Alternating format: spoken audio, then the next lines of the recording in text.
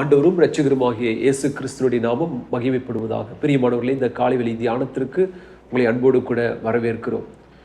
தியான பகுதியாக எபேசியர் 5ஆம் அதிகாரம் 1வது வசனத்தை நாம் சிந்திப்போம்.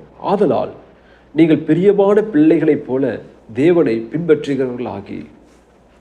பவுல் இங்கே தேவனை பின்பற்றுவதை குறித்து ஆலோசனை இங்கு குறிப்பிடுகிறார். எப்படி நாம் தேவனை பின்பற்ற வேண்டும் என்றால், பிரியமான பிள்ளைகளைப் போல தேவனை பின்பற்றுகிறவர்களாகி. இப்போ தேவனை பின்பற்றக்கூடிய நாம் ஏனோதானோ என்று பின்பற்றுவதல்ல, மாறாக பிரியமான பிள்ளைகள் எப்படி தேவனை பின்பற்றுவார்களோ அதை போல பின்பற்ற வேண்டும் என்று இங்கு குறிப்பிடுகிறார். ஆங்கிலத்திலே நீங்கள் படிப்பீர்கள் என்றால் இமிட்டேட்டர்ஸ் ஆஃப் காட் என்று சொல்லப்பட்டுள்ளது. அதாவது அவர் என்ன செய்கிறாரோ, எப்படி இருக்கிறாரோ அதை போலவே நாமும் இருப்பது, அவர் செய்கிறது போல அப்படியே நாமும் செய்வது, அதுதான் இமிட்டேட் என்ற வார்த்தையின் அர்த்தமாகும்.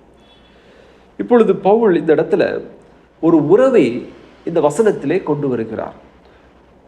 பிரியமான பிள்ளைகளைப் போல தேவனை பின்பற்றுகிறவர்களாகி என்று நாம் படிக்கும் பொழுது, இங்கே தேவனை பிதா என்கின்ற அந்த ஸ்தானத்திலே கொண்டு வந்து நிறுத்துகிறார். எப்படி என்றால், நம்மை பிள்ளைகள் என்று அழைப்பதின் மூலமாக தேவன் நமக்கு பிதாவாக இருக்கிறார். ஆகவே இங்கே தேவனை நாம் எப்படி பின்பற்ற வேண்டும் என்றால், பூமியிலே ஒரு தகப்பன் மகனுடைய உறவை நாம் எடுத்துக்கொள்ளும் பொழுது எப்பொழுதுமே பிள்ளைகள் தகப்பனுடைய அந்த வழியிலே அவரை போல வாழ வேண்டும் என்கின்ற அந்த உத்வேகம் அவர்களுக்கு இருக்கும்.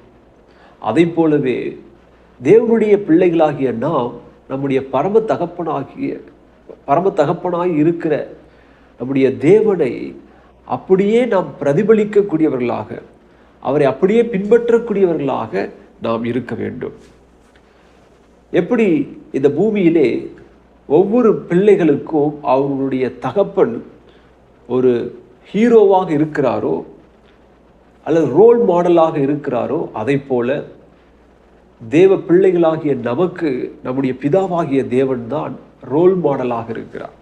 அப்படி பார்க்கும் பொழுது எவைகளிலெல்லாம் அவர் நமக்கு அங்கே பின்பற்றும்படியாக அவர் இருக்கிறார் அல்லது ரோல் மாடலாக இருக்கிறார், சில வசனங்களை நாம் படிக்கும் பொழுது நாம் அதை அறிந்து கொள்ள முடியும். முதலாவதாக 1 யோவான் 4ஆம் அதிகாரம் 10-11 வசனங்களில் அன்பிலே அவர் நமக்கு ஒரு ரோல் மாடலாக என்ன செய்கிறார் என்றால் இருக்கிறார் என்பதை நாம் அறிந்து கொள்ள வேண்டும்.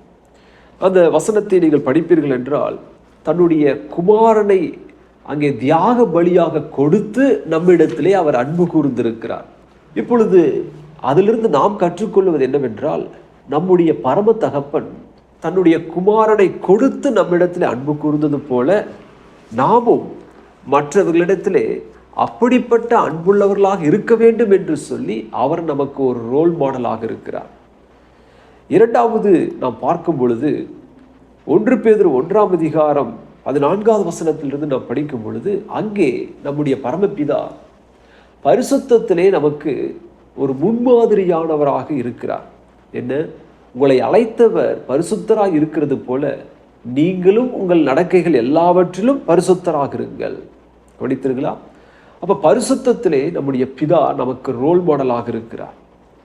அப்ப அவருடைய பிள்ளைகளாகிய நாம் எப்படி இருக்க வேண்டும் என்றால், அவருக்கு பிரியமான பிள்ளைகளாக இருக்கும் பட்சத்தில் அவர் பரிசுத்தராக இருக்கிறது போல நாமும் நம் நடக்கைகள் எல்லாவற்றிலும் அங்கே பரிசுத்தராக இருக்க வேண்டும். மூன்றாவதாக மத்தேயு 5ஆம் அதிகாரம் 48வது வசனத்துல, மேலும் லூக்கா 6:36 படிக்கும் பொழுது, உங்கள் பரமபிதா அவர் பூரண சர்க்குணராய் இருக்கிறது போல நீங்களும் அங்கே பூரண சர்க்குணராய் இருங்கள் என்று அங்கே சொல்லப்பட்டுள்ளது. பாருங்கள், மத்தேயு 5ஆம் அதிகாரம் 48வது வசனம், ஆகையால் பரலோகத்தில் இருக்கிற உங்கள் பிதா பூரண சர்க்குணராய் இருக்கிறது போல நீங்களும் பூரண சர்க்குணராய் இருக்க கடவீர்கள். அப்ப இங்கே தேவன் நம்மிடத்திலிருந்து என்ன எதிர்பார்க்கிறார் என்றால், ஒரு பிரியமான பிள்ளைகள் அவர் பிதா என்ன செய்கிறாரோ அதை போல செய்ய வேண்டும்.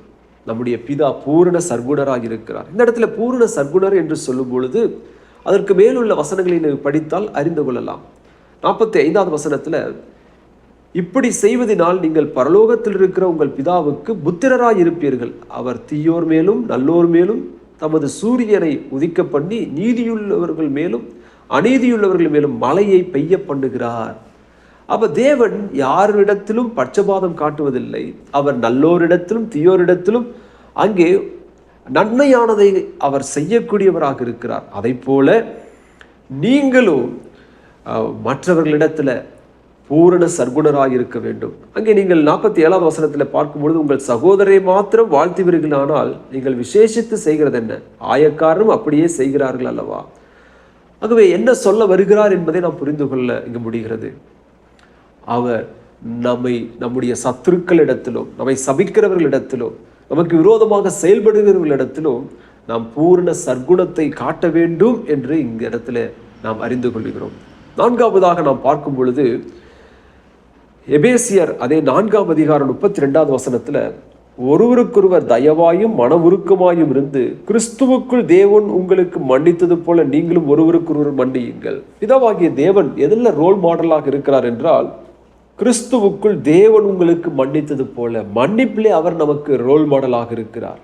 அப்ப அவரிடத்திலிருந்து நாம் கற்றுக்கொள்வது என்னவென்றால், நாமும் பிறரை மன்னிக்க வேண்டியவர்களாக இருக்கிறோம். எப்படிப்பட்ட சூழ்நிலையிலும் மன்னிக்கக்கூடியவர்களாக நாம் இருக்க வேண்டும் என்று சொல்லி அங்கே நமக்கு சொல்லப்படுகிறது. ஆகவே பிரியமானவர்களே, இந்த முதல் வசனத்துல நீங்கள் பிரியமான பிள்ளைகளைப் போல இந்தந்த விதத்துல தேவனை பின்பற்ற வேண்டும் என்று சொல்லி வேதம் நமக்கு கற்றுத்தருகிறது. அவ்விதத்துல நாம் தேவனுக்கு பிரியமுள்ள பிள்ளைகளாக நம்முடைய பரமபிதாவை பின்பற்றி நாம் நடப்போம். அவருடைய நாமம் மகிமைப்படுவதாக. ஆமென்.